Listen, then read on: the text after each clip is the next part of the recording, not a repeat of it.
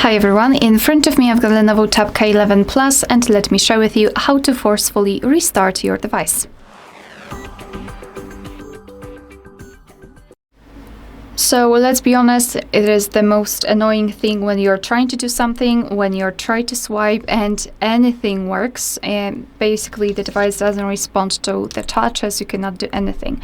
And force restart seems like the only way to fix that.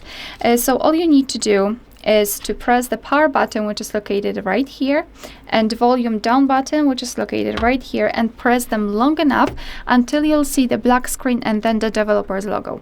So basically just use the combination of keys that is used for the screenshot. However, just press it for approximately 10 seconds. Let me try to do it. It is not really comfortable, but let me try.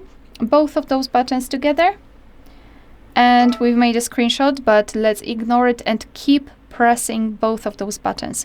Keep pressing, and we've got the black screen, which is a really good sign. I felt the vibration, we've got the developer's logo, so now we can release our fingers and basically now wait until our device will be fully powered on again. Alright, so that will be all. Thank you so much for watching. Please hit the subscribe button and leave the thumbs up.